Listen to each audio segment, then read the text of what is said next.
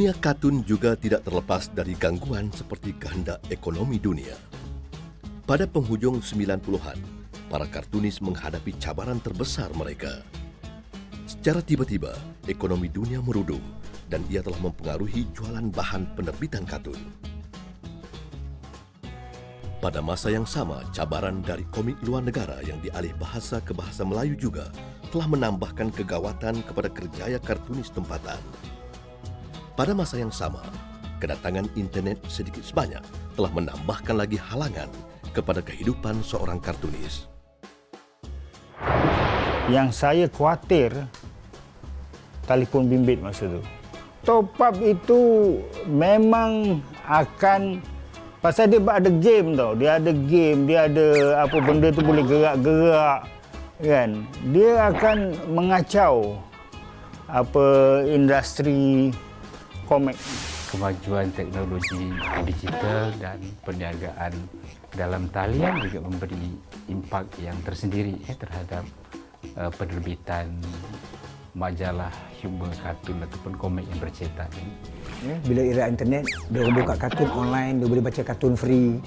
Dia boleh tengok website kartun daripada luar negeri yang berkali-kali ganda lebih advance. Joke beribu-ribu dalam tu. So, kita nak jual satu majalah, 104 muka, 114 page. Nak buat joke macam mana kelakar sekalipun lah kita buat. Budak-budak buka internet, bayar RM3 yang masuk cyber cafe. Dia boleh explore semua. Dulu 30 keping jual, sekarang kuranglah sampai 80 lah sampai. Walau bagaimanapun, para kartunis negara telah bertindak untuk berdepan dengan dugaan dan halangan yang boleh mematikan kerjaya mereka.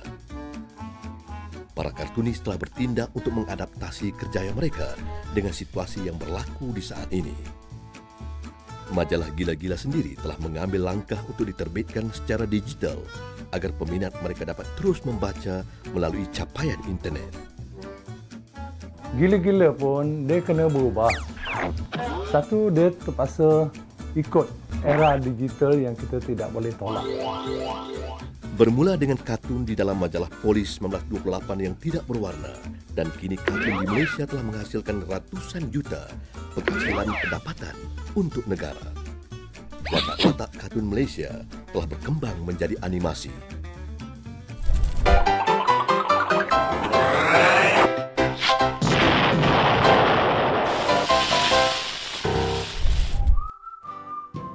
Lat berpeluang menghidupkan kampung boy beliau di dalam bentuk animasi. Tidak heranlah mengapa kartunis seperti Lat boleh kekal hingga ke hari ini. Kartunis adalah mereka yang berani berubah demi kesinambungan hasil karya kartun mereka.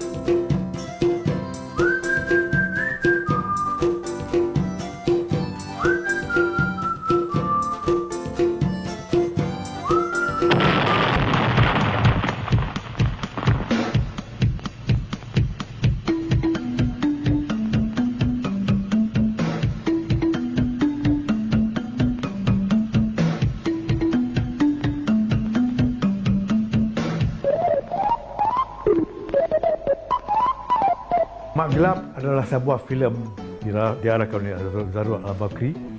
Apabila saya menyuarakan pada Zarul untuk buat animasi masuk input dalam filem Mak Gelap tu. Zarul kata, mana kau nak buat macam mana kan? Tak boleh buat. Saya kata, boleh. Cuba kau tengok filem, masa tu filem yang paling hot dari Hollywood, filem Who Framed Roger Rabbit. Saya tengok filem tu 8 kali sebelum saya buat animasi dalam filem Mak Gelap.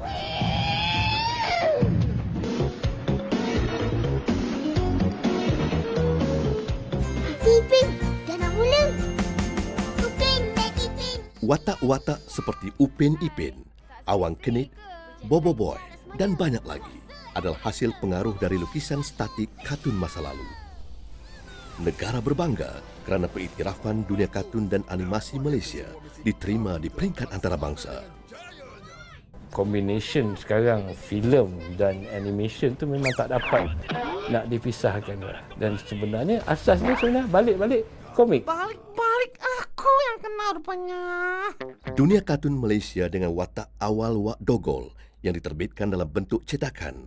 Kemudian muncul watak Sang Kancil yang hidup melalui siaran TV hasil filem negara. Dan akhirnya, kini pelbagai watak yang terbit dalam bentuk filem layar lebar. Di mana kedudukan dia sekarang?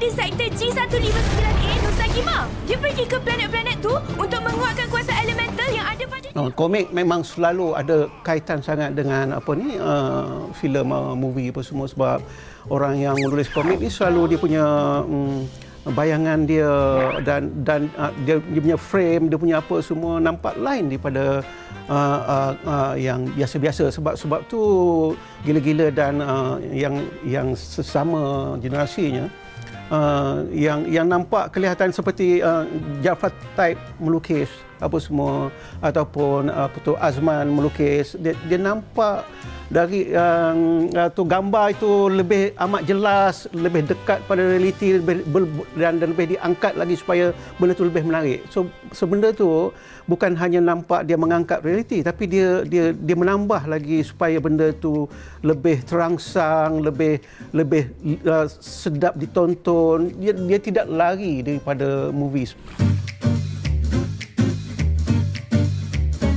Sejarah panjang dunia kartun dan komik Malaysia ini adalah sebuah khazanah negara dan ia perlu dijaga dan dipelihara sebaik mungkin.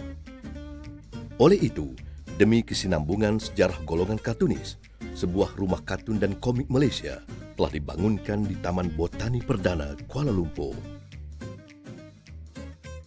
Kalau kita nak jaga kartun kita kartunis sendiri kena usahakan tu. Jadi itu timbulnya dengan rumah kartun. Jadi bermulanya rumah kartun pada 2017. Jadi bermula situ kita lebih kurang dekat setahun juga. Kita cara-caranya adalah cari jumpa kolektor, penyimpan, penggemar-gemar yang suka menyimpan. Jadi kita kontak sikit sini dan kita bawa scanner ke seluruh Malaysia ni, kita scan semua dan kita usaha ke arah itu. Lukisan ni dilahirkan pada tahun 80-an rasa. Dan kalau tengok sini dah banyak dah teks yang hilang dan kami sengaja biarkan supaya pelawat tahu bahawa inilah keadaan lukisan yang asal. Kita waktu tu kita gunakan tab setting yang kita tampal, dialog-dialog yang kita tampal. Okey, kita tampal. Jadi bila dah dimakan hari, dimakan usia dah hilang. Kalau di sini kita buat jelas. Ni yang tampal ni. Ini yang kita panggil tab setting yang mungkin generasi baru tak pernah tengok ni. Bagaimana teks dibuat kita waktu dulu, macam mana sukarnya untuk ni. Selain daripada melukis, kita kena tampal dan type dan sebagainya. Kalau sekarang ni semua dia boleh dibuat dalam komputer. Ini semua tulisan tangan. Tapi kualiti dakwah digunakan. Dia tak rosak dan sebagainya, dia masih hitam. Cuma kertas ni mungkin berlaku proses penyimpanan lah yang kuning-kuning ni, tapi dari segi dakwah tu dan dari segi kehitaman ni masih jelas lagi. Kartun adalah hasil keringat kartunis yang telah berjaya di komersial dengan begitu berjaya sekali dan mendapat perhatian serta minat yang hebat daripada golongan muda hingga orang dewasa. Kartun pada asalnya telah diterbitkan dalam akhbar, buku, majalah dan komik. Kini telah berkembang agar dapat dinikmati dalam bentuk animasi yang ditayangkan di TV dan pawagam.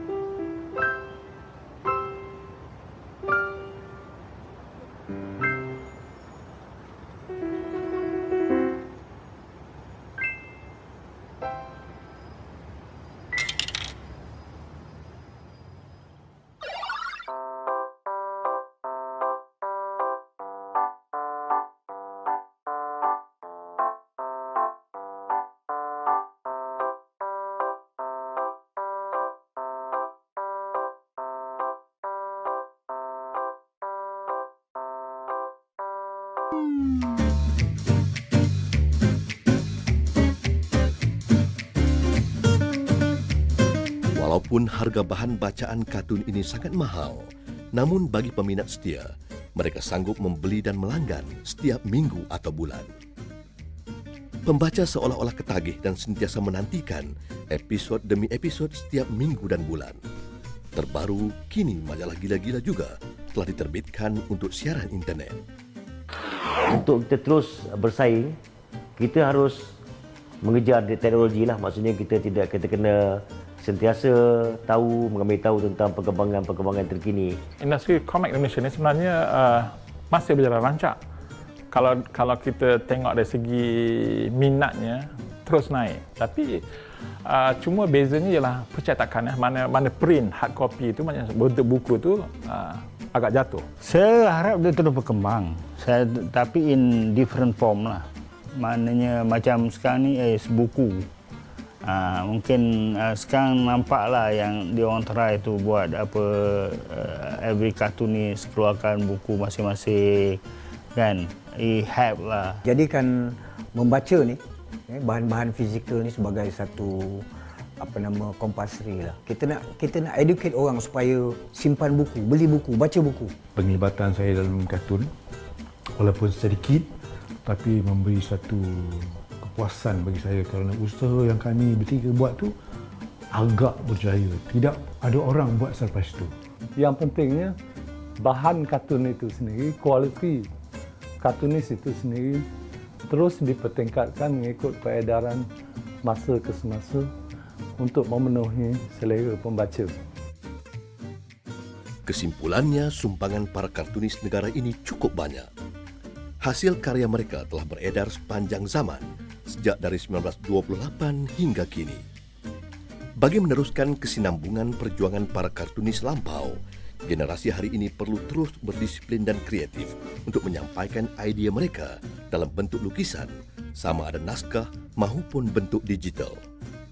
Sikap bertanggungjawab dan kritis terhadap persekitaran mereka inilah yang akan menjadikan hasil karya seni seorang kartunis layak menjadi khazanah kartunis.